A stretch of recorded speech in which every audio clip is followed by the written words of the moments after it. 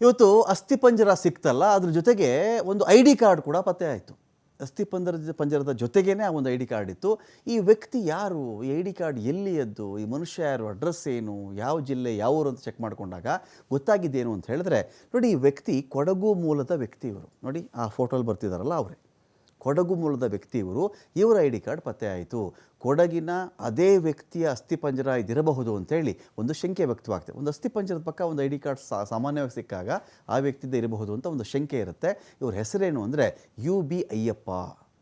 UB Ayyappa ಎನ್ನುವ ಹೆಸರಿನ ಗುರುತಿನ ಕಾರ್ಡಿದು.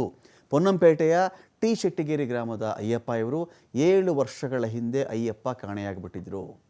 ಮೈಸೂರಿಗೆ ಟ್ರೀಟ್ಮೆಂಟ್ ಅಂತ ಹೋಗಿದ್ದವರು ನಾಪತ್ತೆ ಆಗಿಬಿಟ್ಟಿದ್ರು. ಇವರು ಏನೋ ಚಿಕಿತ್ಸೆಗೆ ಅಂತ ಬಂದಿದ್ದು ಮೈಸೂರಿಗೆ, ಕೊಡಗಿಂದ ಅಲ್ವಾ, ಕೊಡಗಿಂದ ಮೈಸೂರಿಗೆ ಬಂದವರು ಇಲ್ಲಿ ಕಾಣೆ ಆಗಿಬಿಟ್ಟಿರ್ತಾರೆ. ಕುಟುಂಬಸ್ಥರಿಂದ ಕುಟ್ಟಾ ಪೊಲೀಸ್ ಠಾಣೆಯಲ್ಲಿ ಮಿಸ್ಸಿಂಗ್ ಕಂಪ್ಲೇಂಟ್ ಅಥವಾ ನಾಪತ್ತೆಯ ದೂರು ದಾಖಲಾಗಿತ್ತು.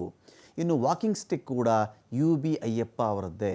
ಸ್ವಲ್ಪ ಏಜ್ಡ್ ಪರ್ಸನ್ ಅಂತ ಕಾಣ್ತಾರೆ. ಇವರು ಊರುಗೋಲನ್ನು ಬಳಸ್ತಾ ಇದ್ರು, ವಾಕಿಂಗ್ ಸ್ಟಿಕ್ಕನ್ನು ಬಳಸ್ತಾ ಇದ್ರು ಅಂತ ಹೇಳಿ ಇವರದ್ದೇ ಅದು ವಾಕಿಂಗ್ ಸ್ಟಿಕ್ ಅಂತ ಕೂಡ ಗೊತ್ತಾಗಿದೆ. ಮಿಸ್ಸಿಂಗ್ ದೂರಿನಲ್ಲಿ ಉಲ್ಲೇಖ ಆಗಿದ್ದು 3 ಲೆಗ್ ಬ್ಯಾಲೆನ್ಸ್ ಸ್ಟಿಕ್. ನೋಡಿ, ಊರುಗೋಲಲ್ಲಿ 2 ವಿಧಾನ. ಒಂದೇ ಒಂದು ಕೋಲಿರುತ್ತೆ, ಅದು ಅದ್ರ ಬಾಗಿದಂತೆ ತುದಿಲಿರುತ್ತೆ, ಅದನ್ನು ಹಿಡ್ಕೊಂಡು ವಯಸ್ಸಾದವರು ಬಳಸ್ತಾರೆ. ಇನ್ನೊಂದು 3 ಲೆಗ್ ಬ್ಯಾಲೆನ್ಸ್ ಸ್ಟಿಕ್ ಅಂತ ಹೇಳಿ, ಅದರಲ್ಲೇನಾಗುತ್ತೆ, ನಿಮಗೆ ಒಂದು ಊರುಗೋಲಲ್ಲಿ 3 ಭಾಗ ಇರುತ್ತೆ. ಅದು ಸಾಮಾನ್ಯ ಮೆಟಲ್ ಇರುತ್ತೆ ಊರುಗೋಲುಗಳು, ಅದನ್ನು ಬಳಸ್ಕೊಂಡು ಕೂಡ ಕೆಲವರು ವಾಕ್ ಮಾಡ್ತಾರೆ. ಆ ಥರದ ಸ್ಟಿಕ್ಕನ್ನು ಬಳಸ್ತಾ ಇದ್ರು ಅಂಥೇಳಿ. ಇವರು ಈಗ ನಡಿಯೋಕ್ಕೆ ಆಗದಿರ್ತಕ್ಕಂಥ, ಇಲ್ಲಿ ಅನುಮಾನ ಬರೋದೇನು ಗೊತ್ತಾ, ನಡಿಯೋಕ್ಕೆ ಇಷ್ಟು ಒದ್ದಾಡ್ತಿದ್ದಂಥ ಮನುಷ್ಯ ತೀರಾ ಈ ಬಂಗ್ಲೆಗುಡ್ಡದ ಮೇಲವರೆಗೂ ಆ ಥರ ನಡ್ಕೊಂಡು ಹೋದ್ರ ಅಂತ.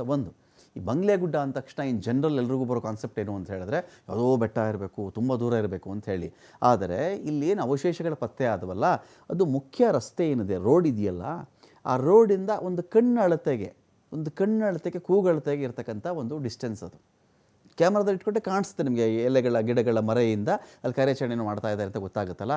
ಅಷ್ಟು ದೂರಕ್ಕೆ ಹೋಗಿದ್ದಾರಾ, ಸೂಸೈಡ್ ಮಾಡ್ಕೊಂಬಿಟ್ರಾ, ಯಾರಾದರೂ ಕೊಂದುಬಿಟ್ರಾ ಇವ್ರನ್ನ ಗೊತ್ತಿಲ್ಲ. ಇದೆಲ್ಲವೂ ಕೂಡ ಆಚೆ ಬರಬೇಕು. ಯಾವ ವ್ಯಕ್ತಿಯ ಅಸ್ಥಿಪಂಜರ ಇದ್ದಿರಬಹುದು ಅಂತ ಹೇಳಿದ್ರೆ UB ಅಯ್ಯಪ್ಪ ಅವ್ರದ್ದು ಅಂಥೇಳಿ ಒಂದು ಅನುಮಾನ ಇಲ್ಲಿದೆ. ಬೆಳ್ತಂಗಡಿಯ ಕೋರ್ಟ್ಗೆ ಚಿನ್ನಯ್ಯನನ್ನು ಹಾಜರುಪಡಿಸಲಾಗಿದೆ. ಇವತ್ತು ನ್ಯಾಯಾಲಯಕ್ಕೆ SIT ಹಾಜರುಪಡಿಸಿತ್ತು. ಮತ್ತೊಮ್ಮೆ ಆರೋಪಿ ಚಿನ್ನಯ್ಯನ ಹೇಳಿಕೆಯನ್ನು ದಾಖಲು ಮಾಡಿಕೊಳ್ಳಲಾಗಿದೆ. ಬೆಳ್ತಂಗಡಿ ಕೋರ್ಟ್ನಲ್ಲಿ ಚಿನ್ನಯ್ಯನ ಹೇಳಿಕೆ ದಾಖಲಾಯಿತು. ನ್ಯಾಯಾಧೀಶರಾದಂತಹ ವಿಜೇಂದ್ರ ಅವರ ಸಮ್ಮುಖದಲ್ಲಿ ಹೇಳಿಕೆಯನ್ನು ಪಡೆದುಕೊಳ್ಳಲಾಗಿದೆ. ಈ ಹಿಂದೆ ಕೊಟ್ಟಿದ್ದಂಥ ಹೇಳಿಕೆಗೆ ಮತ್ತಷ್ಟು ಹೇಳಿಕೆ ದಾಖಲು ಮಾಡಿಕೊಳ್ಳುವ ಪ್ರಕ್ರಿಯೆ ಬಾಕಿ ಇತ್ತು. ಆ ಪ್ರಕಾರ BNSS 183 ಇದರ ಅಡಿಯಲ್ಲಿ ಚಿನ್ನಯ್ಯನ ಸ್ಟೇಟ್ಮೆಂಟನ್ನು ದಾಖಲು ಮಾಡಿಕೊಳ್ಳಲಾಗಿದೆ. ನ್ಯಾಯಾಧೀಶರು ಪ್ರಶ್ನೆ ಕೇಳ್ತಾರೆ, ಏನ್ರಿ ನೀವು ಸ್ವಇಚ್ಛೆಯಿಂದ ನಿಮ್ಮ ಸ್ವಂತವಾಗಿ ನಿಮ್ಮ ಅಭಿಪ್ರಾಯವನ್ನು, ಹೇಳಿಕೆಯನ್ನು ಕೊಡ್ತಾ ಇದ್ದೀರಾ, ಇಲ್ಲಿ ಯಾರಾದರೂ ಒತ್ತಾಯ ಮಾಡ್ತಿದ್ದಾರಾ, ನಿಮಗೆ ಬಲವಂತ ಮಾಡ್ತಾ ಇದ್ದಾರಾ, ಹೆದರಿಸಿದ್ದಾರಾ, ಬೆದರಿಸಿದ್ದಾರಾ, ಹಿಂಗೆ ಮಾತಾಡಬೇಕು ಅಂಥೇಳಿ ಅಂತ ಆ ಪ್ರಶ್ನೆ ತಾತ್ಪರ್ಯ, ಅದರ ಅರ್ಥ ಅಷ್ಟೇ.